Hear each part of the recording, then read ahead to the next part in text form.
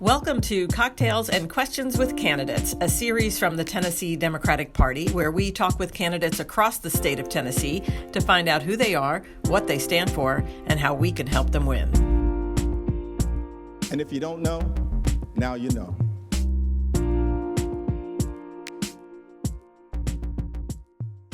Good afternoon and cheers. It's Mary Mancini, your Tennessee Democratic Party chair, and thank you for joining us once again for Candidate Spotlight.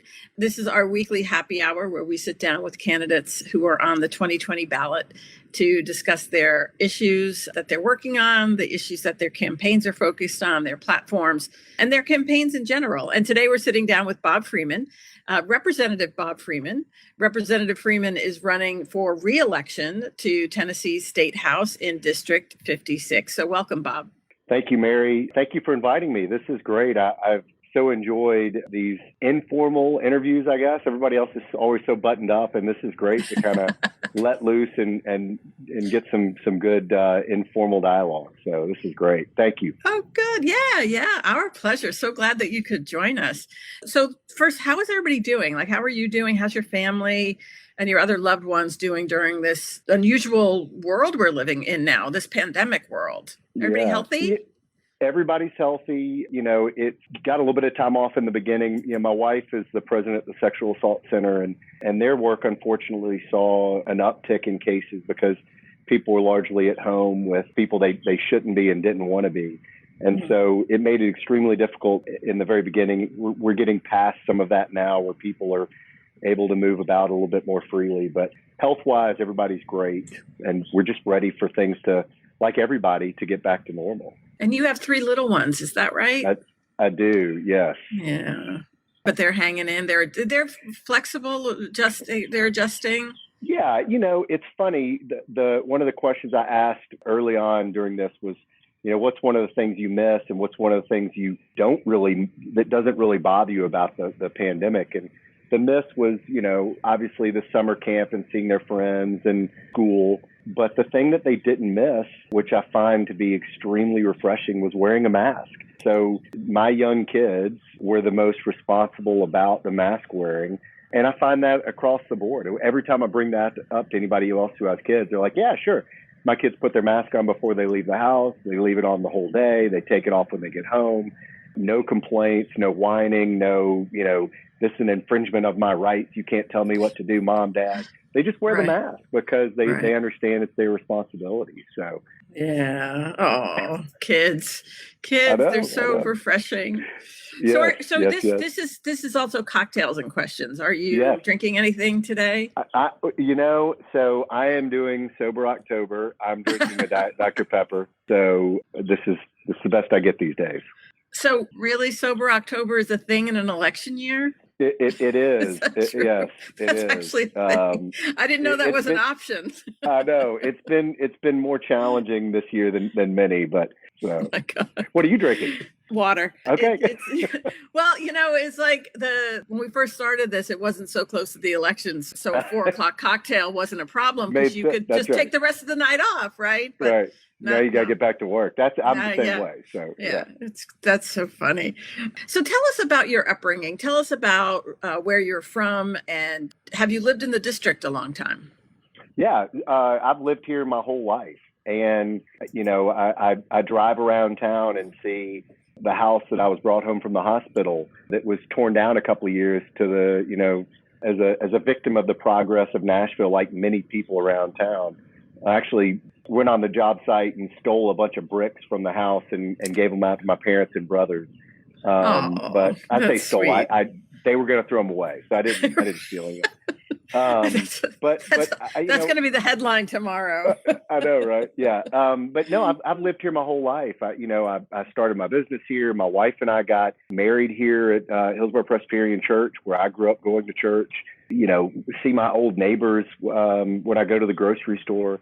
And that's really what I love about being a state rep is that, you know, I'm not in DC. I'm not a big deal. I'm a member of this community. So I see people that I've known my whole life at the grocery store, and they'll stop me and want to talk about whatever policy is of importance to them.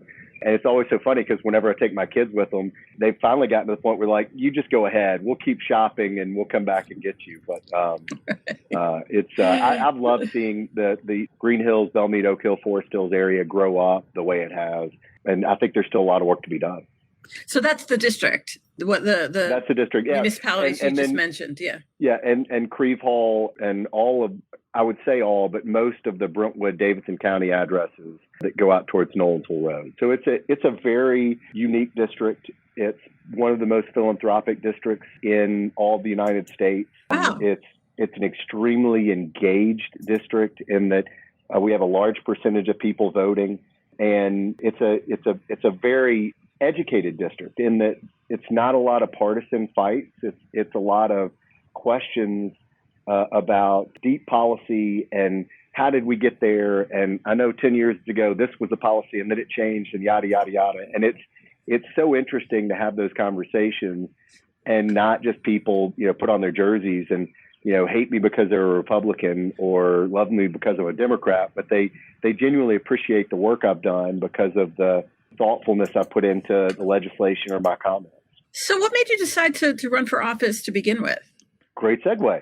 That exact reason. I was working on some environmental legislation 4 years ago, I guess, and came down to the legislature to talk to a couple of representatives. And as I was talking to them, I could tell they didn't care. They had something else they'd rather do. They cared more about what groups were for it and against it. And that kind of led me to believe they weren't going to really frame their own decision. They just wanted to see what side of this they needed to be on. Mm-hmm. And the legislation never went anywhere. And it really opened my eyes to how broken the system is right now, that we have people that are not willing to make tough decisions and do the hard work it takes to understand the policy. And I complained to enough people that enough people were like, well, why don't you run? Why don't you do it? And actually, the night that I decided to run, I was having dinner with my treasurer, my wife, and his wife, Stephen, in Jamaica Zralik, and they said, you should run. And no joke, you walked around the corner. And right. I mean, that was, I'm dead serious, Mary. That was within 15 seconds of me going, all right, I'm going to do this. And you walked around the corner. I was like, guys, I've been set up. This just set me up. That's hilarious. So you got to join in the excitement within, 10 seconds of me making the decision. Oh, I remember that night. That was awesome. Yeah. That was really funny. So you mentioned the environment. Well, first of all, what some folks don't understand about being a state rep is you have to run every 2 years, right? It's different than being a state senator, right? It's kind of like the House of Representatives. You have to run every 2 years. And you being in the district that you're in, the way you described it, is it's close, right? You always have to be talking to voters and connecting with them. Yes. And asking for their vote, right? And it's close, so you need some help but you can't be everywhere, right? You're one of the hardest working candidates I know, but you can't be everywhere. And so this is the point where we ask people to help you, right? Yes, so please. and we do it a lot. So go to votebobfreeman.com, and it's there. You can learn more about Bob, and you'll hear more as we go on in this interview. But you learn more about Bob and also ways in which you can help. And that is by giving money, because it does take money to run these incredibly tight races, right? Really important to get, your message out and your bio out to people. And, we have this opportunity for so many more people to vote for you, but you have to get that message out to them. So volunteer to help do that and give money to help do that. And you can make calls. That's a big one for us right now. A lot of people are at home. They don't want you knocking on their door. So we're not doing that. And out of respect to people's health and out of respect to the health of my volunteers. And so how we're reaching our voters is through phone calls. And, in today's technology, you can make phone calls from literally anywhere across the U.S., really probably across the world. And that's a huge help right now to have that personal ask of somebody for their vote, because most people want to be asked for the vote. Absolutely. Absolutely. Can't take anything for granted. So, okay. So you have been and we were talking about this earlier, you've been in the legislature for 2 years, one session, but not really one session. What did That's you say right. to me before we went on? Yeah. How many distinct sessions? 5 distinct sessions. So when I got Wow. elected, we had our first session, and then disgraced Speaker Cassida got kicked out. So we had to come back for a special vote to get him back. And then we came back for the beginning of the next session, which got cut short due to COVID. And we came back to finish that session. And then we came back for the extraordinary session. So I've been in 2 extraordinary sessions or special sessions and 3 separate individual normal legislative sessions. Well, what's it like up there for you? And what are some of the things that you've been working on? Well, there are enough people in the legislature that care about doing good policy and doing good things for the state of Tennessee. That's kind of my lane. And I want to make sure that we do enough to help as many Tennesseans as we can. And so stuff that I worked on these past 2 years was I worked to get legislation passed to help anybody taking a state test struggles with dyslexia gets the special accommodations needed to take that test. So I was hearing from people that were going to sit down to take a contractor's test or an electrician's test, and they couldn't pass because they were smart enough. And that's my world. So I know a lot of these people, and they're extremely intelligent, but they were bad test takers. And usually they're bad test takers because they had some learning disability. And so we fixed that. We changed it so that every state mandated test, you have to give reasonable accommodation for someone taking that test if they struggle with any learning disability. Wow, that's huge. Yeah, that was a great one that we worked on. I got and worked with a Republican legislator to get the hands-free driving legislation passed. I've got a good friend who, and many of us know people who've lost loved ones to people that are distracted driving.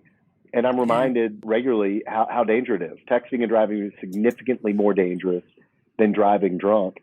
And we passed legislation to put real teeth in the fines and made it illegal to text and drive. And then lastly, I got legislation passed with a couple of other legislators that mandated quicker testing for rape kits in Tennessee and put a tracking system in. And that's something that I'm going to work on again next year. Due to COVID, it passed the House. It never actually went through the Senate, but we're gonna bring that back. But most people are amazed when you tell them that I can get on my phone right now and track a package that I bought from wherever, from the grocery store. I can order my groceries, all this. I know where it is. I can track my mail. But rape kits, you can't do that. And we deserve to do better. Memphis had one of the largest backlogs of untested rape kits. You hear stories all the time of people that their kits weren't tested for 20 years.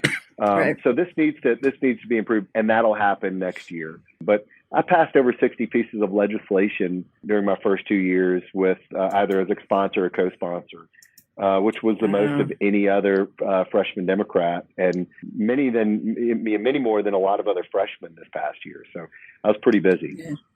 Yeah, hardest working guy in the legislature. No, I don't know about that. I don't want to be the top. I just don't want to be the least.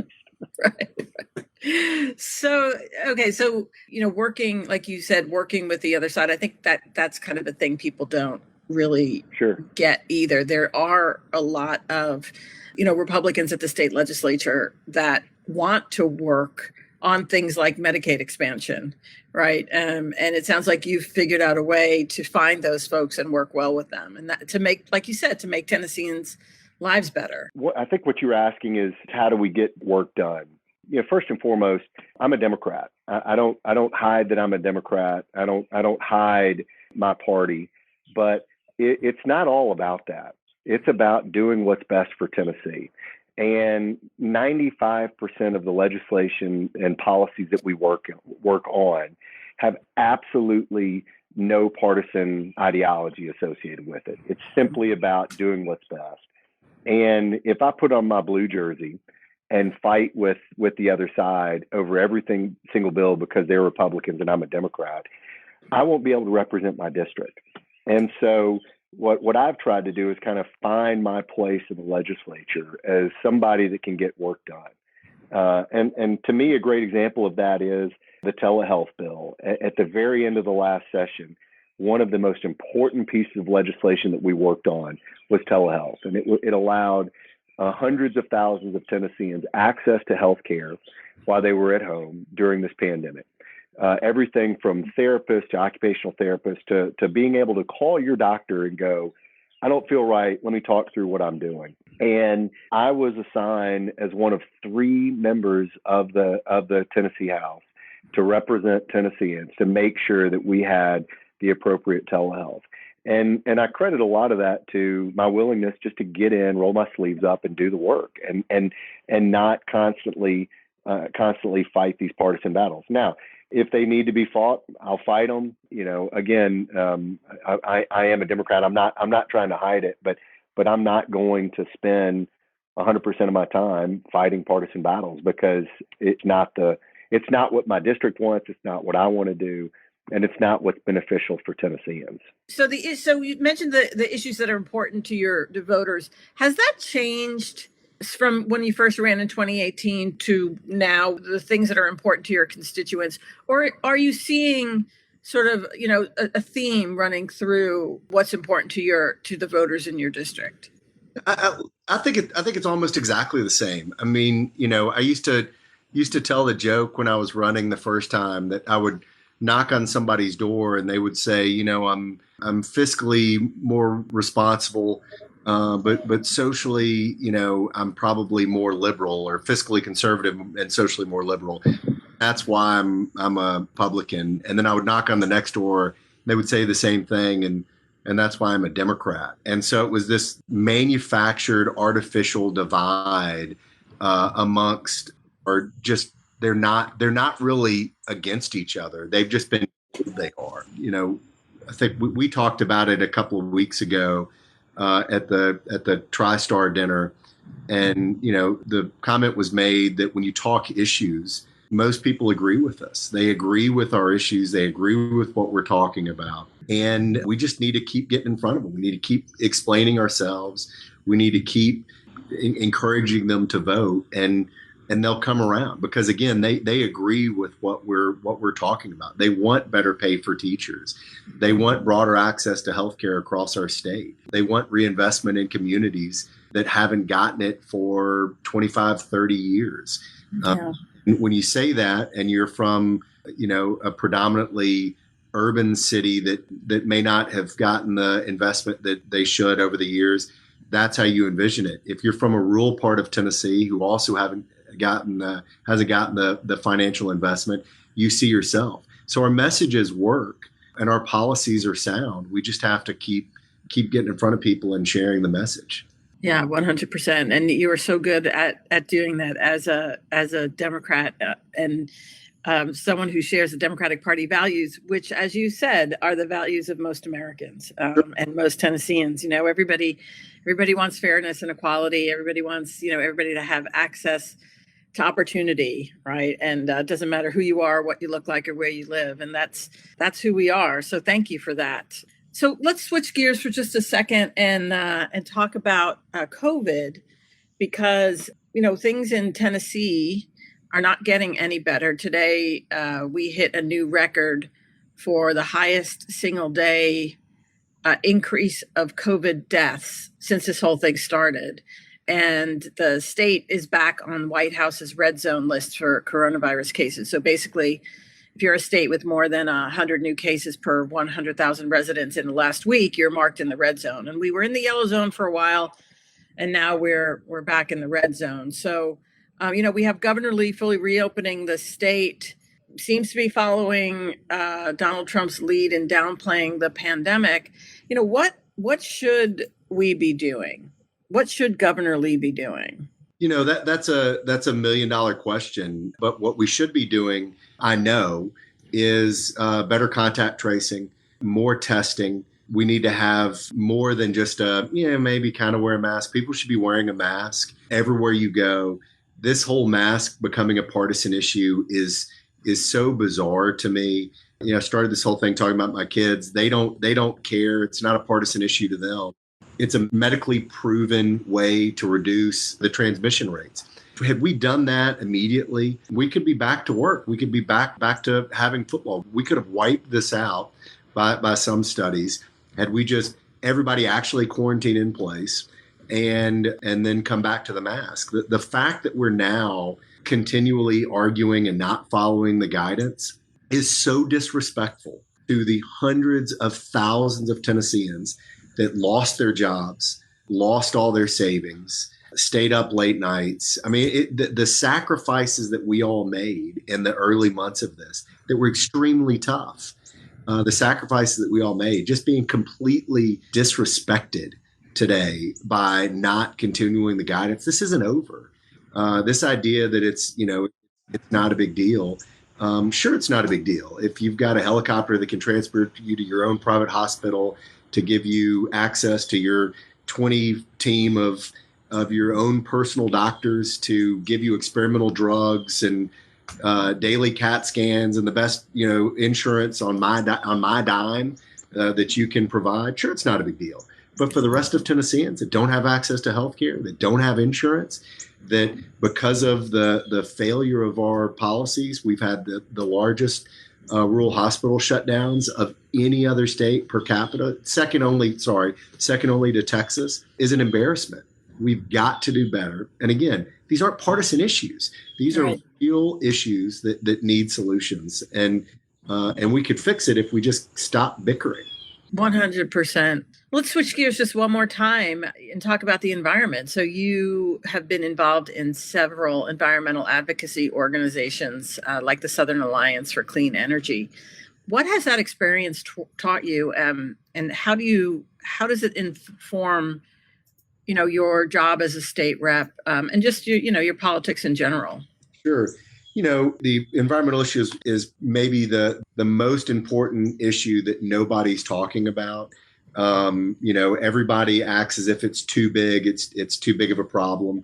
Some of my favorite environmental policy solutions have been in breaking the problems down, and how do you do a wedge analysis of all of the individual issues. But it's also not going to solve itself. We've got to begin working on policy today. We're already 10 years behind to make sure that we're building the right environment, that we're preparing for whatever comes next technology-wise, that we're making the right decisions when it comes to energy. And it's regularly framed as a jobs killer, and it's actually the exact opposite. It's a jobs creator. I worked with a project, and this was 5-6 years ago, that would have taught people in prison how to build solar panels. And the first couple of projects they would have done would be to have put solar panels on top of the prisons, take those prisons off the grid, and then expand it out from there. Would have given people serving time in prison a job when they get out, a skill that they could rely on, and a career. Yeah. And data shows that if you have a job and a career and you take some continuing education while in prison, your recidivism rates drops significantly. It's forward-thinking programs like that we need across the state, and get out of this thought process that it's a jobs killer. It's going to take my truck away. It's not the intent. And it won't be the reality. The solution is going to be move into the 21st century. We're not driving horse and buggy anymore. Right. We got to continue advancing as a state, or we're going to be left behind. Yeah. It's going to take some investment, absolutely, and a change in the way people think about it. Yeah, for sure. And Mary, you and I have talked about it before. I love taking the bus. I ride the bus. Haven't been lately because of COVID, and it's sad that I haven't been doing it, but I need to. But I talk to people regularly on the bus, and it's a lot of people that didn't grow up here riding the bus, that are they did it back home because that's what you did, and they moved to Nashville, and they're like, why isn't everybody doing this? When I tell people that regularly, they're like, well, isn't it a pain? It's the easiest thing in the world. You get off where you want to be. It's very convenient and very well run. For sure. Well, you have got an exciting race. I know everybody is looking forward to helping with your campaign. So how can people get in contact with you? Talk a little bit about what your campaign, what they can do to help. Sure. Well, go to the website, www.votebobfreeman.com/volunteer, and sign up to make phone calls, send postcards. Again, this is a strange time, and we made a decision pretty early on. And it was a tough decision but it was the right decision to make sure and protect my volunteers and staff. So we're not going to be going door to door. So because of that, we're going to have to really amp up the others because direct voter contact is how you win. And so we need help. We need help there. And just spread the message. Share the Facebook page. Encourage your friends to vote. Encourage your friends to please vote for me. But vote. We've got to get more Tennesseans voting. And Anthony in the chat says, Representative Freeman has my vote. We need more legislators like him. Thank you. Exactly. Thanks for that vote of confidence. Yeah, Bob, thank you so much for joining us this afternoon, but also thank you for your work at the legislature. I know it's not always easy, but we appreciate it. Tennesseans appreciate it. Your people in your district appreciate it. And thank you for putting yourself out there and wanting to run again. It's really awesome. Yeah, thanks. It's been the great privilege of my career to do this. And I hope the voters of the 56th House District give me another 2 years because I've got some good stuff I want to work on next year. All right, Bob. Sounds great. Thanks again. VoteBobFreeman.com. Cheers. And cheers. Thanks for listening. You can find out more about the show at tndp.org/podcast. Follow us on Instagram at TENN Democratic Party and on Twitter at TNDP. This show is distributed by We Own This Town. And don't forget to check to make sure you're still registered to vote at sos.tn.gov. If you're not registered, you can go there and do that too. So do it. And if you don't know, now you know.